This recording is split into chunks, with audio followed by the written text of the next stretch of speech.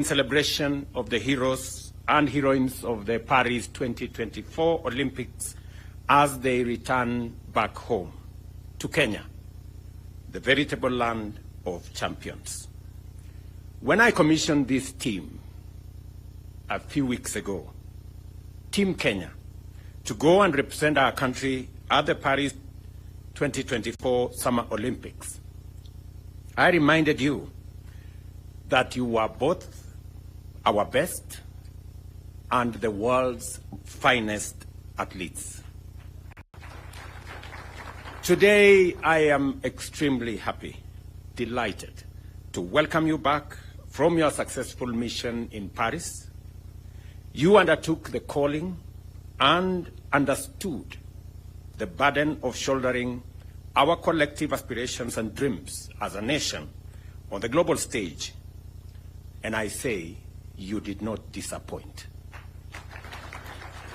In Paris, our athletes once again demonstrated to the world that when it comes to endurance, determination, and the unshakable will to succeed, we are at the top of our continent and can match the best anywhere in the world. Just imagine, we became position number 17 out of close to 200 countries participating. And as if that's not enough, we became country number 2 in the whole world in athletics. As has been said here, there are countries who celebrate just to qualify to go to the Olympics. Yes, and I'm told number 1 is a huge country called the United States, which is almost a continent.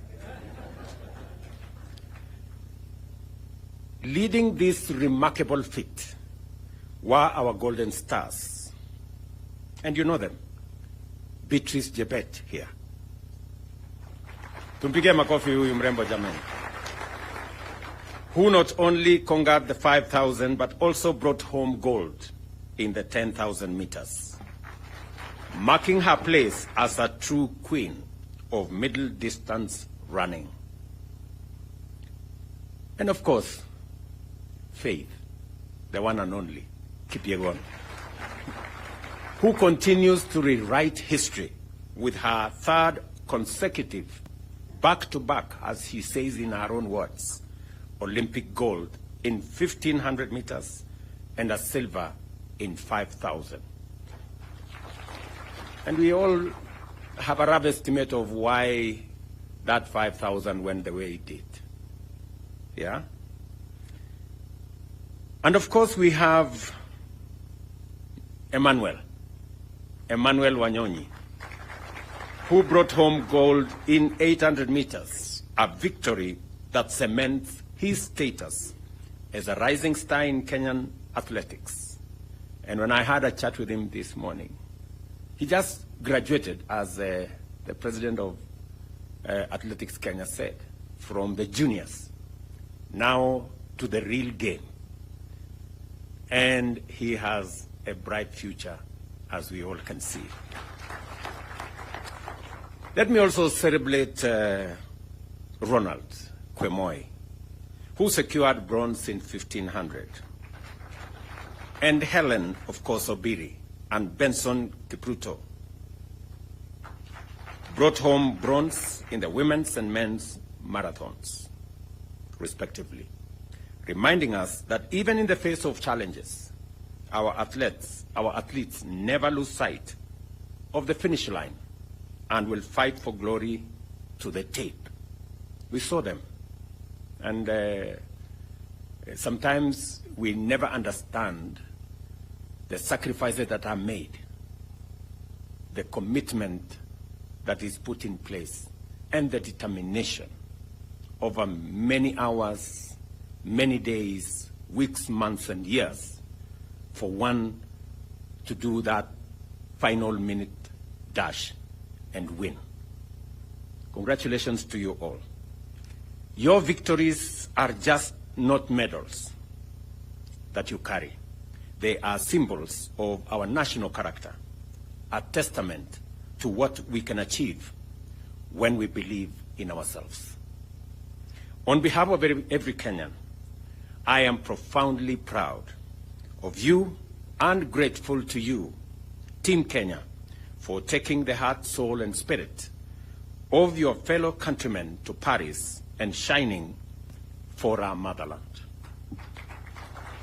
Every time we saw the Kenyan flag, every time the Kenyan national anthem was played, we felt on top of the world. It was quite an emotional moment, and we are very proud to receive you back home. But our pride doesn't end there. As a country, we have set our standards and expectations extremely high when it comes to gold and championships and tournaments. While we acknowledge your impressive performance, we also recognize that our potential remains immense. Our athletics are increasingly under encroachment from countries that have studied, learned, and perfected our skills to our detriment. As a government, at the national and county levels, we must scale up our deliberate collaboration with all stakeholders, such as sports federations, to develop a sports policy framework that will address these gaps and stop what is going on so that we can progress our sports ecosystem to the place where we all want it to be. We all know why we have 4 gold medals. Because the 5th gold medal on steeplechase is missing. Mr. Murkomen, you know, when immediately Kipchumba Murkomen was sworn in, I put him on the next plane, and I told him to go to Paris. And I am very confident that under your leadership, understanding very well, having learned in a school where sports, in Iten where sports was a big thing, I'm very confident that you're going to lead this ministry into where the sports fraternity wanted to be. As we honor these heroes, it is only fitting that we do it here in Eldoret, the city of champions, the newest city in Kenya today.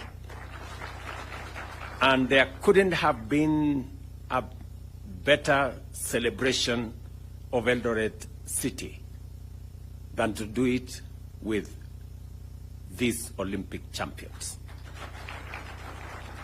For it is from these very highlands that many of our great athletes have been nurtured. Elevating Eldoret to city status is not just a recognition of its past. It is a bold statement about our present and a major statement about our future. Eldoret City is not just a title. It is a brand that resonates with excellence. It represents the journey of a young athlete who, with nothing but a dream and a pair of running shoes and the support of a community, can rise to become an Olympic champion. It is here in Eldoret that the heart of Kenya's athletic success beats strongest. And it is here that we reaffirm our commitment to nurturing the next generation of champions. As we celebrate both our Olympic champions and the birth of the City of Champions, let us remember that we are all part of this incredible journey. Together, we will continue to soar to new heights, for Kenya is and always will be the land of champions. This morning is a great morning, ladies and gentlemen, as I receive Beatrice, Faith, Emmanuel, Kwemoy, Obiri, and all the good people. These people are great Kenyans. It is not always that on a global stage, a country is celebrated. It reminds us as a country what we can achieve together. I want to persuade us as Kenyans to celebrate our successes. We are a great nation. I know we set standards, very high standards for ourselves, but I also want to dare say that even as we set standards very high for ourselves, let us remember to celebrate our achievements. Let us remember to celebrate our success. It is not always that you become number one in Africa. It is not always that you become number two globally in athletics.